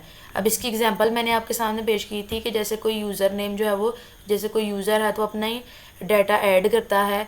तो जैसे यूज़र नेम है लाइबा और शॉपिंग कार्ट कितनी आइटम्स हैं 3 आइटम्स। तो ये इन्फॉर्मेशन सेशन स्टेट में स्टोर होगी, जब भी यूज़र लॉगिन करेगा तो उसको ये वाली जो है वो नज़र आ जाएंगी। अब इसके एडवांटेज को देख लेते हैं कि ये सिक्योर है क्योंकि डाटा इसमें स्टोर होता है सर्वर में, और इसको ईजी है इस्तेमाल करने में, और ये स्टोर कर सकता है कॉम्प्लेक्स ऑब्जेक्ट्स को। और डिसएडवांटेजेस हमने डिस्कस ऑलरेडी किए हैं कि ये यूज़र की जो है ना सर्वर की मेमोरी लेता है और इसमें डाटा जो है वो लॉस हो जाता है जब सेशन एक्सपायर होता है। नेक्स्ट जी व्यू स्टेट को देख लेते हैं। तो view state is the client side statement management technique use to preserve the value of control on the same web page after post back. तो ये हमने देखा था कि किस तरह से डाटा जो है वो रीलोड होता है। View state store data in a hidden field on the web page. It keep the value of control after the page is submitted. तो ये उसकी वैल्यूज़ को स्टोर रखता है और ये सिर्फ उसी सेम पेज पे वर्क करता है। इसके फीचर्स क्या हैं? स्टोर करता है हिडन फील्ड्स को, क्लाइंट साइड स्टोरेज है, maintain control values after post back available only for current pages. जैसे कि हमने डिस्कस किया था कि जब यूज़र नेम अपना एंटर करेगा, जैसे लाइबा है, तो सबमिट बटन पे क्लिक करेगा, पेज रीलोड होगा कि जो है वो फिर हमें जो है वो टेक्स्ट बॉक्स शो होगा जिसमें मेंशन होगा लाइबा, आपका नेम मेंशन होगा। एडवांटेज इसके देख लेते हैं। तो ये ऑटोमेटिकली प्रिजर्व करता है कंट्रोल वैल्यूज़ को, इसमें कोई भी जो है वो सर्वर मेमोरी रिक्वायर्ड नहीं है, इसको इम्प्लीमेंट करना इजी है। अब हम डिसएडवांटेज को चेक कर लेते हैं। एक तो ये कि करंट पेज पे ये वर्क करता है और दूसरा ये कि पेज साइज़ जो है वो बढ़ जाता है, ठीक है। अभी ये बस मैं नोट्स डिस्कस कर रही हूँ, इसलिए आपको ऐसा लग रहा होगा जैसे मैं रीडिंग कर रही हूँ, क्योंकि ये सारी चीज़ें हमने प्रीवियस कॉन्सेप्ट में डिस्कस की हैं, तो मेरा नहीं ख्याल कि बार बार डिस्कस करनी बनती हैं। नेक्स्ट है जी कुकीज़। तो कुकीज़ के है small text file store in a user web browser to save user information for future visits. अच्छा, एक मेन बात कि ये नोट्स जो है इसका लिंक आपको डिस्क्रिप्शन में मिल जाएगा, अदरवाइज़ आप जो है वो वीडियो में इसको लाजमी तौर पे सुने, क्योंकि ये लाइक अ स्टोरी आप सुन रहे हो, और जो स्टोरी हम सुनते हैं ना वो बिल्कुल हमारे माइंड में फिक्स हो जाती है। तो वीडियो देखने का ये फ़ायदा है कि ये आपके माइंड में बिल्कुल जैसे कोई स्टोरी सुनाता है वैसे आपके जहन में बैठ जाएगी, तो इसको रट्टा मारने की ज़रूरत फिर नहीं पड़ेगी। Are stored on the client, ये मतलब ब्राउज़र में ये स्टोर होती है, और ये वेबसाइट को मतलब इंफॉर्मेशन जो लॉगिन इन्फॉर्मेशन होती है उसको सेव करने में ये हेल्प करती है। Cookies remains even after the browser is close, जब आपका ब्राउज़र बंद भी हो जाता है तब भी ये जो है ना कुकीज़ वहाँ पे सेव रहती हैं। ठीक है। और they can be deleted when the browser closes the session cookies. तो जब सेशन कुकीज़ जो हमारे पास सेशन कुकीज़ थी जो हमने ऊपर जो है वो डिस्कस किया सेशन स्टेट, तो वो क्या थी, सर्वर साइड थी, मतलब सर्वर साइड पे डाटा स्टोर रहता था। तो इसके हम एडवांटेज और डिसएडवांटेज को देख लेते हैं कि जो है वो इसकी एग्जांपल हमने जैसे डिस्कस किया, आप और भी एग्जांपल इसकी ले सकते हैं, जैसे मैंने नोट्स में मेंशन किए हैं इंग्लिश की। इंग्लिश वेबसाइट आप सेलेक्ट करते हो तो वो फिर इंग्लिश को ही स्टोर करेगा, ऑटोमेटिकली लैंग्वेज जो है वो स्टोर हो जाएगी, जब भी आप उसको ओपन करोगे आपको इंग्लिश लैंग्वेज में ही शो होगा। इससे यूज़र का एक्सपीरियंस अच्छा होता है और रिड्यूस करता है कि बार बार यूज़र बजाय कि बार बार यूज़र उसको एंटर करे, इससे जो है ना काम को वो कम कर देता है। और ये लॉगिन प्रेफरेंसेस जैसे यूज़र नेम है, पासवर्ड है और ये थीम वगैरह, इन सबको जो है ना वो स्टोर करता है। डिसएडवांटेज देख लो इसके, तो ये लेस सिक्योर है, क्योंकि यहाँ पे डाटा जो है ना वो क्लाइंट साइड पे जो है वो स्टोर होता है। User can delete or disable cookie, limited storage capacity, मतलब 4 KB पर कुकी आप जो है वो डाटा। अभी हम डिस्कस करने लगे हैं chapter number 4, that is configuration and validation. ध्यान से समझिएगा, इसमें से आप कुछ भी स्किप ना कीजिएगा, बहुत इंपॉर्टेंट है। तो अभी मैंने एक एग्जांपल लेने लगी हूँ। सबसे पहले कॉन्फ़िगरेशन जो है ना इसको समझते हैं। वेब कॉन्फ़िगरेशन फाइल बहुत इंपॉर्टेंट है, एग्जामिनर इसके रिलेटेड लाजमी तौर पे पेपर में पूछता है। अब मिसाल के तौर पे आप एक ना यूनिवर्सिटी मैनेजमेंट सिस्टम, ठीक है, एक ऐप क्रिएट करना चाहते हो। ठीक है। अब ये जो ऐप है ना इसके अंदर एक तो पेज होगा कि लॉगिन के लिए आपने एक पेज करोगे क्रिएट, एक जो है वो रजिस्ट्रेशन के लिए, ठीक है, और एक रिजल्ट के लिए, और चौथा जो है वो आप फ़ी के लिए कर लेते हो। फ़ी वगैरह इसमें स्टोर होगी, क्या एक स्टूडेंट की कितनी फ़ी है, कितनी सबमिट होगी, कितनी रह गई, वो सारी इन्फॉर्मेशन आप इसमें स्टोर कर लेते हो। अब ये जो सारी की सारी इन्फॉर्मेशन है कि स्टूडेंट ने जब लॉगिन करना है, उसने रजिस्टर करना है, उसका जो रिज़ल्ट है या उसकी फ़ी वगैरह जो है वो सारा कुछ। अब जैसे कि कोई भी डाटाबेस है हमारे पास, तो उसका नेम क्या है, जैसे यहाँ पे मैं रख दूँ इसका नेम यूनिवर्सिटी डाटाबेस। फिर आपने सर्वर को जो है वो सिलेक्ट कर देना है कि ये जी एक लोकल होस्ट है। इतना करने के बाद फिर आपने अपना नेम, जैसे कि यूज़र नेम जो है वो आपको अपनी वो जो है ऐप उसमें शो होगा एडमिन। फिर पासवर्ड जनरेट कर देंगे 1 2 3 4 सपोज किया ना। तो ये सारी इंफॉर्मेशन जो है ये हमारे पास सिंगल जो एप्लीकेशन है, जो सिंगल फाइल है वेब कॉन्फ़िगरेशन फाइल, इसके पास स्टोर होगी। हमें इन सभी फाइल्स के अंदर अलग अलग से सेव करने की ज़रूरत नहीं है। तो इसका मतलब ये हुआ कि ये एक सेटिंग बुक है किसी भी एप्लीकेशन में, जो डाटा की जो सेटिंग है सारे पेजेस के लिए उनको स्टोर रखती है। तो इसमें हमें बार बार जो है वो डाटा लिखने की ज़रूरत नहीं पड़ती। इसकी डेफिनेशन को देख लेते हैं। तो XML based configuration file use to store application setting in ASP.NET application. तो एक फाइल के अंदर सारी की सारी उसकी जो सेटिंग है उसको रखना, ये काम है वेब कॉन्फ़िगरेशन फाइल का। अब यहाँ पे फर्स्ट वन इसका जो फीचर है वो हम देखते हैं, ये है कि ये सेंट्रलाइज्ड कॉन्फ़िगरेशन है। सेंट्रलाइज्ड कॉन्फ़िगरेशन का मतलब ये है कि जितनी भी ऐप के अंदर जितनी भी सेटिंग है ना वो एक ही जगह पे होगी, एक ही फाइल में। इसको मैनेज करना, अब एक फाइल में होगी तो ऑब्वियसली इसको मैनेज करना भी ईजी है, उससे सिक्योरिटी भी इसकी इंक्रीज़ हो जाएगी और इसमें कोड की जो डुप्लीकेशन है वो भी कम होगी। तो ये जी हमने स्टडी किया वेब कॉन्फ़िगरेशन फाइल। अब हम आने लगे हैं वैलिडेशन की तरफ। अच्छा जी, अब हम चैप्टर का जो सेकंड पार्ट है वैलिडेशन उसको करते हैं। तो वैलिडेशन बेसिकली क्या है? यूज़र ने जो इनपुट दी है या जो उसने लिखा है उसको चेक करना। अब वैलिडेशन वो प्रोसेस है जिसके ज़रिए हम चेक करते हैं कि क्या यूज़र ने इनपुट करेक्ट की है, कंप्लीट की है, एक्सेप्टेबल की है। इससे पहले कि उसको स्टोर किया जाए, सबसे पहले हमने उसको चेक करना है। तो लीजिए एग्जाम्पल में हम स्टूडेंट रजिस्ट्रेशन फॉर्म की एग्जाम्पल करते हैं। यहाँ पे देखिए आपके पास एक स्टूडेंट रजिस्ट्रेशन फॉर्म है जहाँ पे नेम है, ईमेल है, एज है, पासवर्ड और सबमिट का बटन है। अब आपने ना ये फॉर्म फिल करना शुरू कर दिया। फॉर एग्जांपल मैं फॉर्म फिल करने आई हूँ और मैंने यहाँ पे फॉर्म फिल करना शुरू कर दिया है। नेम मैंने लिखा अपना लाइबा ज़हूर और ईमेल मैंने लिख दी लाइबा @gmail, ठीक है। अब एज मैंने लिख दी अपनी 16 और पासवर्ड मैंने जो भी था वो मैंने लिख दिया यहाँ पे पासवर्ड। अब देखें सबसे पहले जो मेरा डाटा चेक होगा ना, उसने नेम देखा, ठीक है, यूज़र ने अपना नेम एंटर कर दिया है। ईमेल जब देखनी है ना, तो यहाँ पे जो ईमेल होती है उसका फॉर्मेट होता है @gmail.com। तो मेरा जो ईमेल का जो फॉर्मेट है वो गलत है, तो वो आपको यहाँ पे मैसेज जनरेट करेगा, please enter the correct email, या वो ये शो करेगा कि इनवैलिड ईमेल, ठीक है। और यहाँ पे जी मेरा ये फॉल्ट आ गया। फिर एज पे आए, एज पे ये फॉल्ट आया कि एज जो है ये 16 है, ये 18 से लोवेस्ट है, तो वो फिर आपसे बोलेगा कि अपनी एज को करेक्ट करो। फिर जो है ना यूज़र क्या करेगा, gmail.com, ठीक है, और एज वो लिख देता है चेंज करके 20। तो अब जो है ये फॉर्म जो वैलिडेशन है ना, ये फॉर्म को चेक करके देन आगे प्रोसीड कर देगा सर्वर के पास।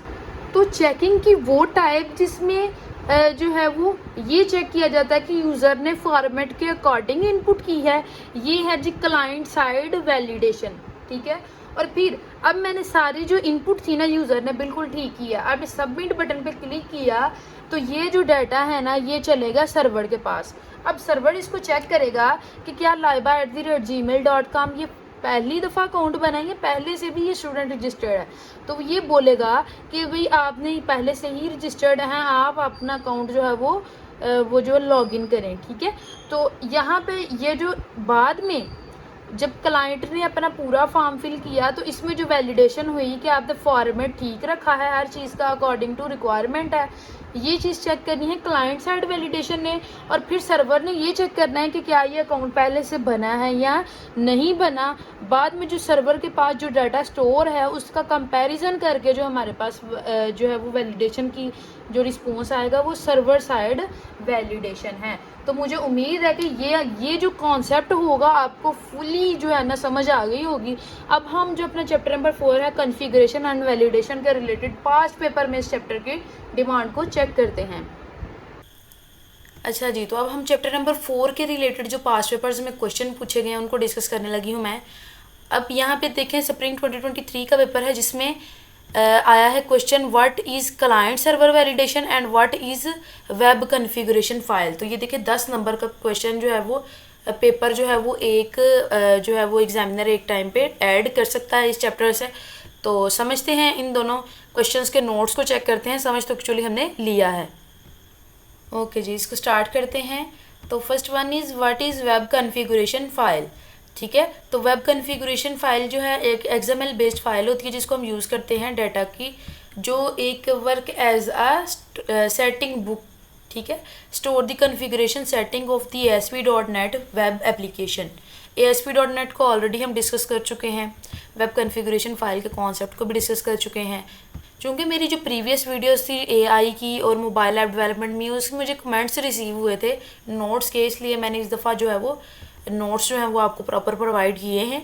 contain setting that control how an ASP.NET application behave. It store in the root directory of application and is automatically read by ASP.NET। तो बिल्कुल जो हमने बातें लिखी हुई पढ़ी थी वो सेम उनकी थ्योरी है, इसमें कुछ भी एक्स्ट्रा बात नहीं मैंने लिखी। Instead of hard coding setting in the program, developer क्या करेगा, उसको स्टोर करेगा वेब कॉन्फ़िगरेशन फाइल में। तो जितनी भी उसके लिंक्ड फाइल होंगी वो सेम उसको एज इट इज़ कॉपी कर लेंगी, जो क्या करेगा, making the application easier to manage and maintain. अब इसके यूजेस को देखें तो ये store database connection strings, manage authentication and authorization, configure session state, handle custom error pages और स्टोर एप्लीकेशन सेटिंग। देन इसके एडवांटेज को देखते हैं। इसमें सेंट्रलाइज्ड कॉन्फ़िगरेशन मैनेजमेंट होती है, इजी टू मॉडिफाई होता है, इम्प्रूव सिक्योरिटी एंड मेंटेनेंस। तो जी क्लाइंट सर्वर वैलिडेशन जो है उसमें हम पहले क्लाइंट साइड वैलिडेशन देख लेते हैं, फिर हम सर्वर साइड वैलिडेशन देखेंगे। तो जैसे कि हमने ये देखा था कि वो प्रोसेस जिसमें हम चेक करते हैं वेब ब्राउज़र जब इनपुट लेता है यूज़र से, तो सर्वर को सेंड होने से पहले जो चेकिंग होती है वो क्लाइंट साइड होती है। इसकी एक्सप्लेनेशन यही है कि ये जावास्क्रिप्ट या ASP.NET जो हमारे पास वैलिडेशन है ना, वो कंट्रोल करती है कि क्या यूज़र ने डाटा ठीक से एंटर किया है, क्या जो हमने चीज़ें मांगी थी उसने वही सबमिट करवाई हैं, क्या उसने इनवैलिड डाटा तो एंटर नहीं किया। इसके एडवांटेज में है कि ये फास्ट वैलिडेशन है, चेकिंग जो है बहुत तेज़ी से होती है और रिड्यूस सर्वर लोड। फिर ये provide immediate feedback to user, improve user experiences, और ये लेस सिक्योर है क्योंकि user can bypass it by disabling JavaScript या ASP.NET जो भी आप यूज़ कर रहे हैं। तो जैसे हमने फॉर्म में डिस्कस किया था कि अगर ईमेल का फॉर्मेट ही सही नहीं होगा तो वो आपसे दोबारा से पूछेगा कि भाई ईमेल का फॉर्मेट जो है वो ठीक करो, आपने जो है वो ठीक से ईमेल एंटर नहीं की, और फिर बाद में वो सर्वर को सेंड करेगा, उससे पहले वो उसको चेक करेगा। फिर जिस सर्वर साइड वैलिडेशन में क्या होगा, इसमें यूज़र की जो इनपुट है वो सर्वर चेक करेगा क्या कि भाई जो ईमेल यूज़र ने एंटर की है वो पहले से रजिस्टर्ड थी या नहीं थी। ठीक है, इस तरह से वो चेकिंग करेगा। एडवांटेज क्या है कि ये सिक्योर है। Then client side validation can not be bypassed by disabling JavaScript, तो इसी वजह से तो ये ज़्यादा सिक्योर है उससे। Ensure accurate and valid data, protect application from invalid और मलिशियस इनपुट। तो भाई इनवैलिड या कोई भी वो पर्सन जो गैर कानूनी तौर पे आपकी जो है वो डाटा इनपुट कर रहा है, उससे भी ये बचाता है एप्लीकेशन को। ठीक है जी, जैसे कि आप कोई भी अपनी जो है वो अकाउंट लॉगिन करते हो तो वहाँ पे आप यूज़र नेम लिखते हो, अपना पासवर्ड उसका चेक किया जाता है कि डेटाबेस में क्या यही स्टोर है। अगर तो उसने पासवर्ड इनकरेक्ट एंटर किया है तो वो बोलेगा invalid user name or password. तो ये डिपेंड करता है कि ये डेटाबेस के साथ डाटा को कंपेयर करता है जो डाटा यूज़र ने एंटर किया होता है। तो यहाँ पे जी हमने यहाँ पे जो चैप्टर नंबर 4 था उसको कंप्लीट कर लिया है। उम्मीद है कि अभी तक आपने वीडियो में से कुछ ना कुछ तो सीखा ही होगा। ठीक है, तो चैनल को सब्सक्राइब करना मत भूलें ताकि मज़ीद। अच्छा जी, अब हम चैप्टर नंबर 5 को करने लगे हैं, दैट इज़ ADO.NET। तो बिल्कुल ही सिंपल है। मान लो कि ये आपने एप्लीकेशन बनाई ADO.NET एप्लीकेशन।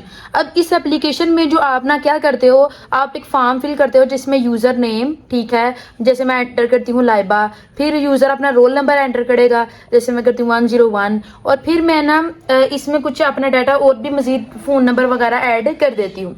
अब ये जो डाटा है ना जो मैं एप्लीकेशन में एंटर कर रही हूँ, ठीक है, ये डाटा मैंने एप्लीकेशन में एंटर किया है, ये जाके स्टोर होगा डेटाबेस के अंदर। तो डेटाबेस क्या करेगा, इस डाटा को स्टोर करने का काम करेगा। फिर यहाँ पे जो ASP.NET है ना, ASP.NET, उसने इस डाटा को रिसीव कर लिया और डेटाबेस में स्टोर कर दिया। अब ADO.NET क्या करता है, इस हमारी एप्लीकेशन को इस डेटाबेस के साथ लिंक करता है। तो ADO.NET जो है ना ये एज अ ब्रिज वर्क करता है between the application and the database. तो डेटाबेस और एप्लीकेशन दोनों के दरमियान एक पुल है जो दोनों को मिलाता है, वो है ADO.NET। तो ADO.NET क्या करता है कि ये कनेक्ट करता है डेटाबेस को सर्वर के साथ। ठीक है, और जो डाटा स्टूडेंट ने यहाँ पे स्टोर किया है ना उसको ये डेटाबेस के अंदर, फिर ऑब्वियसली जब ही स्टूडेंट को अपना डाटा चाहिए होगा तो ये यहाँ से निकाल भी सकता है। तो ADO.NET is a Microsoft data access technology that enables .NET application to connect databases and perform CRUD operation. What are CRUD operation?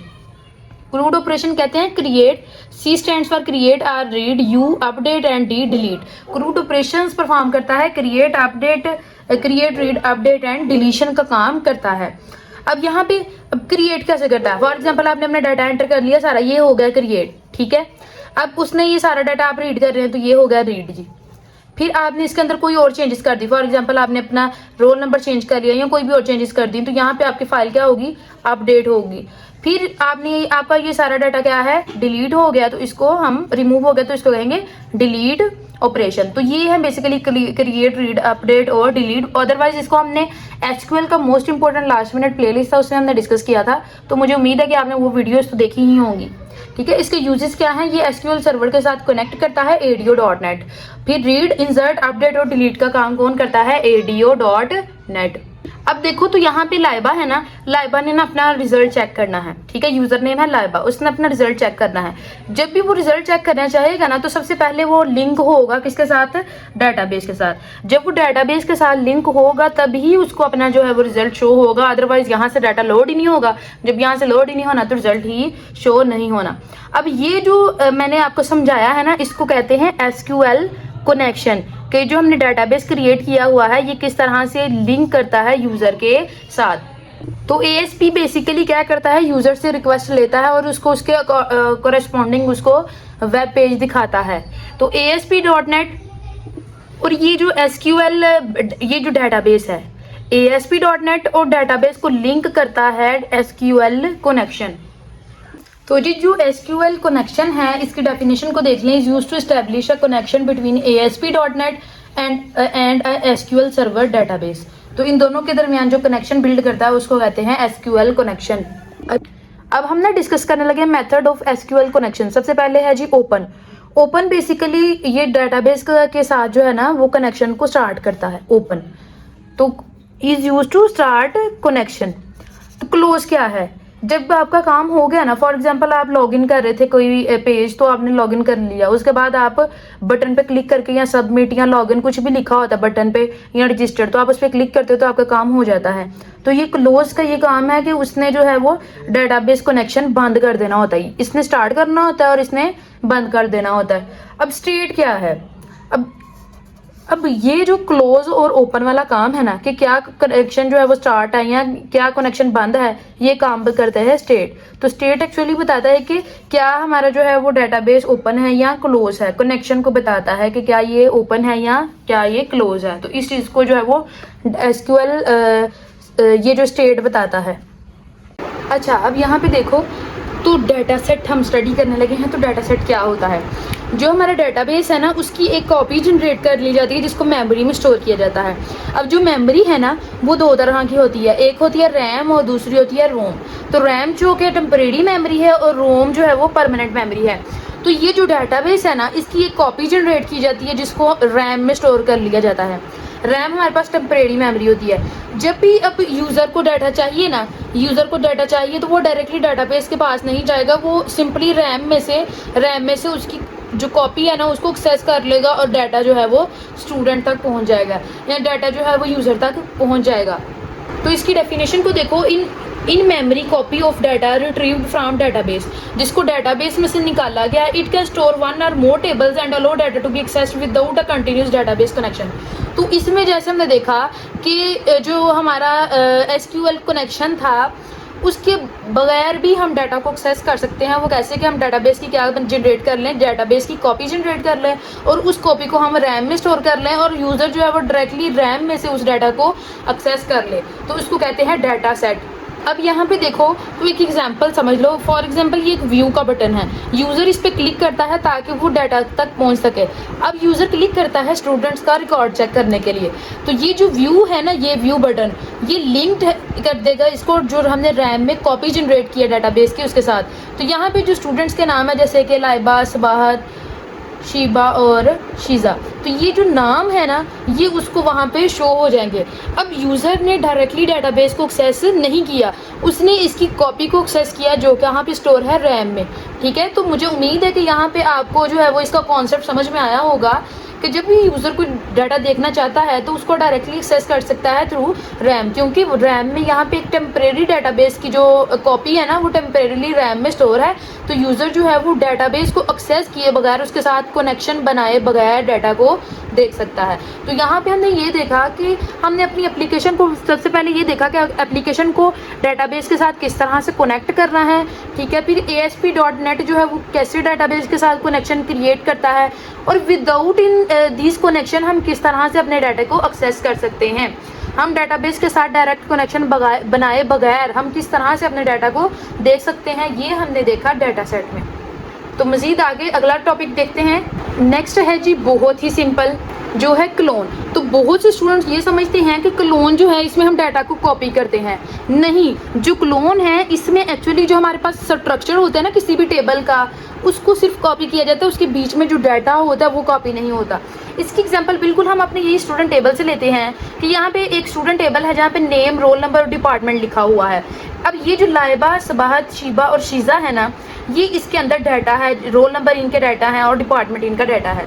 तो जब जो क्लोन है ना, अगर ये इसको क्लोन करेगा इस टेबल को, तो इसमें से सिर्फ और सिर्फ जो इसका नेम है, नेम वो सिर्फ स्ट्रक्चर को कॉपी करता है कि नंबर ऑफ रोज या कॉलम जितने बन रहे होते हैं वो सिर्फ उनको कॉपी करता है।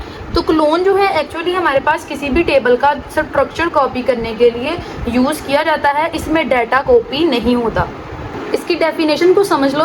तो क्लोन मेथड क्रिएट करता है न्यू डाटा टेबल या डाटा सेट को with the same structure without copying the data. बिल्कुल उसी तरह जैसे मैंने अभी आपको समझाया कि ये बीच में से डाटा को कॉपी नहीं करेगा, ये सिर्फ उसके स्ट्रक्चर को कॉपी करता है। तो यहाँ पे हम जो अपना चैप्टर नंबर 5 भी कंप्लीट कर लिया है, और मुझे उम्मीद है कि आपको वीडियो बहुत अच्छे से समझ आ रही होगी। अगर आपको किसी भी पॉइंट में कन्फ्यूजन है तो आप कमेंट सेक्शन में ड्रॉप कर सकते हैं। उसके अलावा आपने अगर अभी तक चैनल को सब्सक्राइब नहीं किया तो फ़ौरन कर लें, ये आपकी तरफ से एक प्यार होता है, एक सपोर्ट होती है। चैप्टर नंबर 5 के रिलेटेड हम पास्ट पेपर्स में से देखते हैं क्वेश्चंस। तो ये देखें जी, 2024 का मेरे पास पेपर है जिसमें पहला क्वेश्चन है what is data set in ADO.NET। तो ये भी हमने फर्स्ट वन स्टडी किया था। फिर SQL कनेक्शन मेथड पूछे गए हैं, और ये देखें क्लोन के बारे में भी पूछा गया। तो 15 नंबर का इजीली इस जो चैप्टर में से पेपर बन गया हुआ है, तो इसको बिल्कुल भी स्किप नहीं करना। अच्छा जी, तो what is data set in ADO.NET। तो डाटा सेट हमने जैसे कि देखा कि ये मेमोरी रेजिडेंट जो है वो कलेक्शन ऑफ डाटा होता है ADO.NET में, जो एक या एक से ज़्यादा डाटा टेबल्स को जो है वो स्टोर करता है along with their relationship without requiring a continuous connection to the database. तो इसकी एक्सप्लेनेशन देख लेते हैं। तो एक्सप्लेनेशन यही है कि data set work in a disconnected mode. तो जो डाटा है ना वो स्टोर होता है टेम्परेरीली मेमोरी में स्टोर होता है, और इसमें मल्टीपल टेबल, रोज़ और कॉलम एग्जिस्ट करते हैं। ये अलाउ करता है कि आप फाइल को रीड कर सकते हो, उसको अपडेट कर सकते हो, उसको डिलीट कर सकते हो। मतलब जो हमने CRUD ऑपरेशन पढ़ा था वो इसमें ये इसको अलाउ करता है, create, read, update and delete. फिर इसके एडवांटेज कर लो तो work with continuous database connection, can store multiple related tables, support data manipulation in memory, और improve application performance by reducing database access. Next है जी what are SQL connection methods. तो ये वो हैं, इसकी डेफिनेशन देखें। जो SQL connection class use to establish, manage and terminate a connection between ASP.NET and SQL server database. तो इसमें इसके जो मेन हमारे पास मेथड है ना वो 3 है, ओपन, क्लोज एंड डिलीट। ठीक है, तो ओपन में हम क्या करते हैं, डाटाबेस कनेक्शन को ओपन करते हैं, क्लोज में हम उसको क्लोज करते हैं। डिस्पोज क्या करता है, जितने भी रिसोर्सेज जब कोई काम मुकम्मल हो जाता है तो फिर वो रिसोर्सेज को रिलीज़ कर देता है, मतलब उसको डिलीट कर देता है। क्रिएट कमांड कि जितनी भी हमारे पास SQL क्यूरीज हैं उनको एग्जीक्यूट कर सके। नेक्स्ट है जी last one topic, what is the purpose of clone method in database. तो क्लोन मेथड जो था ये एक न्यू डाटा सेट को क्रिएट करता था सेम स्ट्रक्चर को फॉलो करते हुए, हालांकि वो जो ओरिजिनल डाटा उसमें होता था उसको कॉपी नहीं था करता। अब जी it copies the structure of data set, it copies table, column, constraint and their relationship, but ये डाटा को कॉपी नहीं था करता। इसका जी पर्पस क्या है, to create an empty copy of data set structure, खाली एक टेबल का ढांचा ले लो, to prepare a new data set for storing similar data, तो एक जैसा डाटा दोबारा से स्टोर करने के लिए उस जैसा, मतलब अगर स्टूडेंट टेबल है तो स्टूडेंट का ही रिकॉर्ड एंटर करने के लिए आपने स्ट्रक्चर ले लिया, अब आप डाटा अपनी मर्जी से एंटर कर लोगे। To reuse the same database schema structure without copying existing record. इस वीडियो के पार्ट 2 को देखना मत भूलिए, मोस्ट इम्पोर्टेंट टॉपिक्स जो हैं जिनमें से एग्जामिनर 15 से 20 नंबर का लॉन्ग क्वेश्चन ऐड कर लेता है, वो हम इसी वीडियो के नेक्स्ट पार्ट में डिस्कस करते हैं। मिलते हैं नेक्स्ट वीडियो में।